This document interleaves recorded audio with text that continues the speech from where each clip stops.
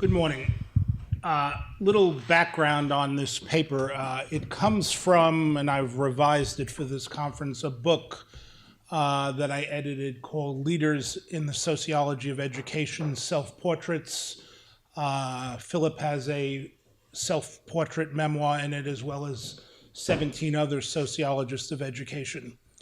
And this piece was and still is the hardest thing I've ever written. And I'm hoping I can get through this.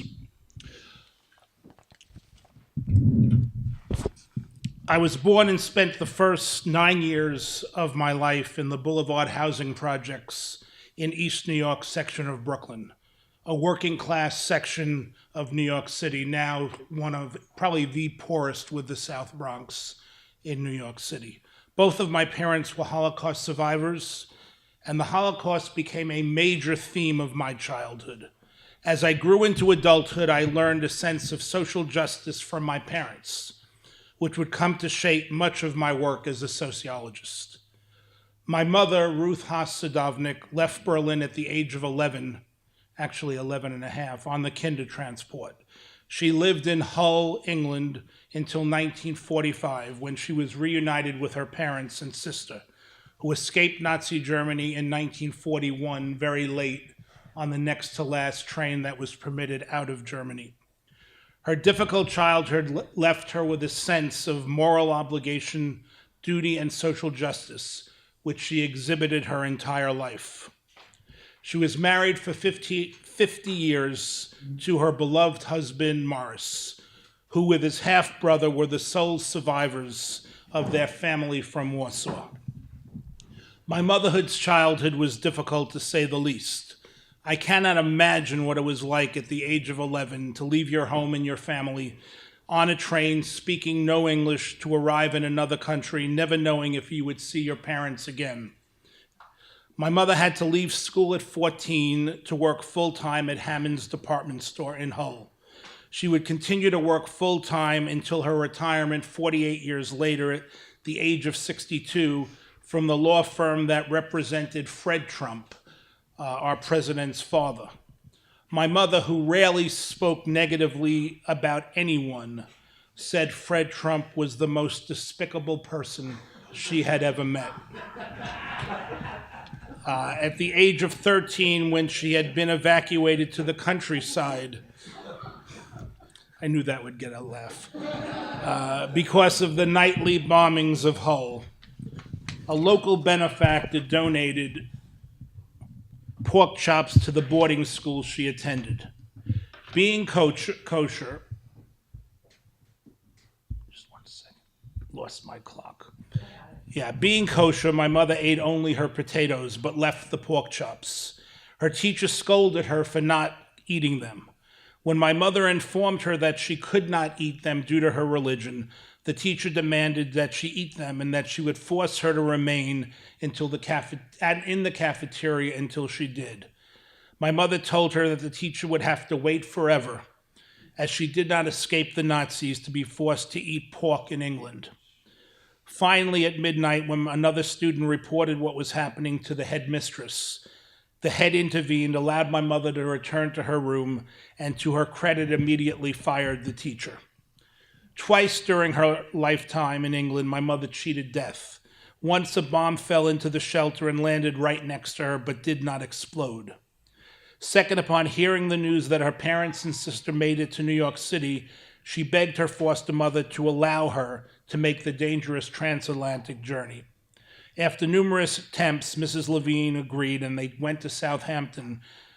At the last minute, Mrs. Levine decided against allowing her to go. My mother was devastated. A U-boat sunk the ship, and fortunately for her, and especially me, she was not among its passengers, all of whom perished. My mother was among the fortunate 10% of the 10,000 kinder to see her parents again. 90% of their parents perished in one of Hitler's concentration camps. Shortly after coming to New York, she met and fell in love with my father, a Polish immigrant who came to the United States in 1937 and served with the Army Corps of Engineers in the Pacific. Soon after their marriage in 1948, when my mother was just 21, my father began to exhibit symptoms of the severe manic depression that would haunt him until his death in 1998. When my father was in the manic stage of his illness, he was charming, loving, and totally devoted to my mother. When he was depressed, he was angry, unable to function, and railed against a God who would allow 6 million Jews, including most of his family, to perish. During their 50 years of marriage, my father was hospitalized many times, including the last 5 years in a psychiatric nursing home run by the VA. Although some could not understand her staying with him, she loved him deeply and took her vows of in sickness and in health, till death do us part, seriously. For me, his mental illness became another theme of my life. Some of my most cherished memories came when my mother and I returned to her childhood homes. In 1987, when I was lecturing at the University of London and Nottingham, she met me in London and we sojourned back to Hull. We met four of the surviving Levine sisters, who were her foster sisters. 42 years later, she recognized each one of them. She took me to the bomb shelter where the bomb went through and didn't explode, and we both sat there crying. She took me to Hammond's, where at 14 she exhibited the traits of diligence and perseverance that would make her an exemplary legal administrative assistant. For years, I asked my mother to return to Berlin with me and show me her childhood homes. She always refused, saying that England, not Germany, was her childhood home. She was forever grateful to the British for saving her life. It pleased her greatly that I have spent so much of the last 30 years at the University of London, to the point that it is like a second home. However, in 1995, when I was giving a paper in Bielefeld in Western Germany, I told my mother a little white lie, that I bought her a non-refundable ticket to go with me for a week to Berlin. Although it was non-refundable, if she had not gone, I would have received a credit. She agreed to go, and I often joked to her, "How do you get my Jewish mother to get on an airplane? You buy her a non-refundable ticket." It was, along with our trip to Hull, among the most important trips of my life. We visited her childhood home in Schlossensee, outside of Berlin, where for the first time I came to understand what the Nazis took from us. Their house was not modest, it was large, elegant, and expensive. They went from German Jewish bourgeoisie to working class refugees in a matter of years. We went to their apartment in Charlottenburg, the Park Avenue of Berlin, right off Fürstendamm, its Madison or Fifth Avenue. We visited the site of her synagogue. All that was left was the plaque commemorating its burning on Kristallnacht. Her German, which she had not spoken since her parents' death decades earlier, came back immediately, and she used it to tell everyone and anyone that she had been born in Berlin, had left on the Kindertransport, and that I was her son. She was saying to everyone that you did not kill us all. As a child, I always knew that, like my grandfather, I would receive a PhD. He had a PhD in chemistry. In some way, without ever explicitly telling me this, I understood that it was my role as an only child to restore our family's level of educational attainment. Although she left school after the 8th grade, it was evidence to all who knew her that if it weren't for the Holocaust, she would have continued her education and excelled. My father's reaction to the Holocaust resulted in his atheism and anger. He consistently railed against God, saying, "How could God permit the killing of 6 million Jews?" On the eve of my bar mitzvah, after we came home from my singing the Friday evening Kiddush, he screamed unrelentingly at my mother for having a bar mitzvah for me. He kept saying, "How can we celebrate God when he permitted the killing of 6 million Jews and most of my family?" My earliest memory of my father was visiting him in the Fort Hamilton, Brooklyn Veterans Administration Psychiatric Hospital, where he was hospitalized in the psychiatric unit and that was from when I was 3 to 5, so that's my earliest memory. At this point, he was given a partial service-connected designation for his service in the Pacific during World War II for what now might have been considered PTSD. For the rest of his life, until he died at 76, he was in and out of VA psychiatric wards, and by 55 had received 100% service-connected disabilities. A few months after my bar mitzvah, I watched in horror as he was taken out of our house in a straitjacket. When I was in graduate school, I visited him in the ICU after he took an overdose of his antidepressant, which he admitted was on purpose. By the end of his life, he had spent the last 5 years in a psychiatric unit in Westchester County, maybe 20 minutes from here. Throughout all of these hospitalizations, my mother stood by him and visited him at least twice a week when he was in the Manhattan VA and once a week in the Westchester VA. Given that it took an hour to get there from her apartment in Queens by car and she did not drive, it was my job to drive her every Saturday or Sunday.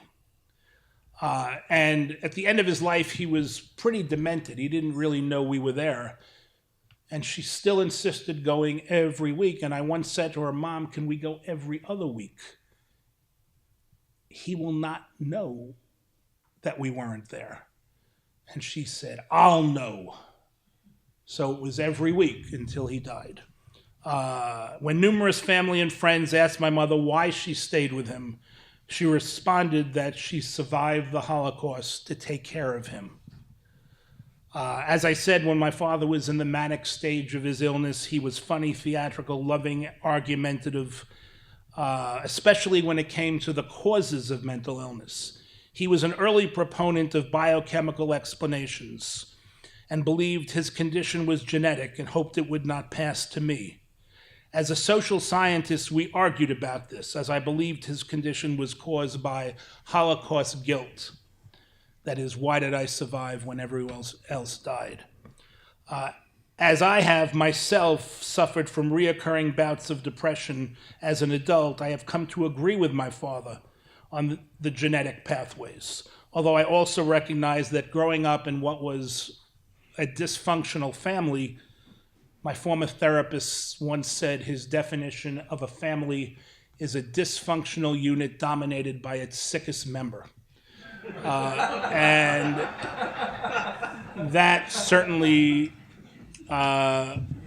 characterized my childhood. I suffered my first bout of depression in 1997 when I was interim dean of the School of Education at Adelphi University, and the president and the board of trustees were removed for fiscal and managerial malfeasance. It was a very stressful time as the university tried to rebuild after a decade of faculty administration civil war. I do remember, and this is for this occasion, I didn't put it in the paper, one of the first things when I became interim dean is I got a call from a student who was part of a program we ran with the Association of Orthodox Jewish Rabbis in Brooklyn. And it was a Sunday weekend program for teachers to get certified, yeshiva teachers to get certified in special education. And I got this call and the person said, "Well, I just got a rejection for certification, even though I went through your certification program." And I started looking into it, and what I found was, they said, "I don't have a bachelor's degree. I have a master's degree, but I don't have a bachelor's degree." Well, you can probably know why he didn't have a bachelor's degree, because his undergraduate degree came from a yeshiva program that wasn't the university. And it was only equivalent of 60 credits, not 120 credits. Within a week, I had 80 people calling, threatening to sue the university. And I had to figure out a way to get them certified, which I did by bending every rule that I could bend and not break the law. How much time do I have left? 5 minutes. Okay. The rest of the paper, and you can read it online, goes through the neighborhoods I grew up in. My parents had a real knack at picking neighborhoods. We were born in East New York, which is now among the poorest sections in New York City.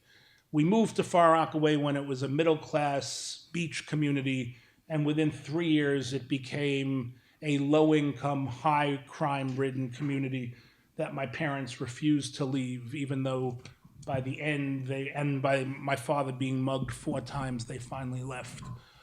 They were among 3 white families on their block. And it's still one of the most challenging communities in New York City. The third neighborhood they picked, Little Neck in Queens, actually was a winner. And they lived there happily till the end of their lives. Growing up in Far Rockaway, however, had its advantages. You wouldn't know by looking at me today, but I was one of the early Rockaway Beach East Coast surfers. And there's a wonderful film about Rockaway surfing. I forget the name of it, which I wasn't in. I wasn't good enough to be in it. I go through my education from Queens College of the City University of New York. Philip, you taught at Queens, didn't you? Yeah, right. I went to Queens College. I was in the last free tuition class of CUNY. I always say it was the best education money didn't buy, although now City College, where Susan is, Queens, and all of SUNY is free for families earning under $125,000. I did my graduate work at NYU in the sociology department, which was an amazing place and changed my career in 1979, I believe, through a European visiting scholars program. I had the pleasure of meeting Basil Bernstein, who Philip knew very well, the Carl Mannheim Chair in the Sociology of Education at the University of London, and we then embarked on a 20-year collaboration and friendship, which really changed the way I viewed the world, and he was maybe the most influential person in my academic career. I remember I won an award, the Willard Waller Award, from the Sociology of Education section of the American Sociological Association for an article that I wrote in Sociology of Education on his work. And when I called him in London to tell him I won the award, he said, he always called me Darling Heart. He said, Darling Heart, I have made your career, haven't I? Which was classic Basil. But I saw it as one of the major themes of my work to take his theoretical work on education and inequality and try to empirically test it, which I've been doing for the last 25 years. Okay, so I don't run out of time. I then taught at SUNY Purchase, Adelphi University, and Rutgers Newark for the last 17 years. And at Rutgers Newark, one of the things I've done is do what now is called community engaged scholarship, publicly engaged scholarship, which really grew out of the sense of social justice that came from my mother in particular. When I first arrived at Rutgers Newark, I met Paul Trachtenberg, who is now a professor emeritus in the law school.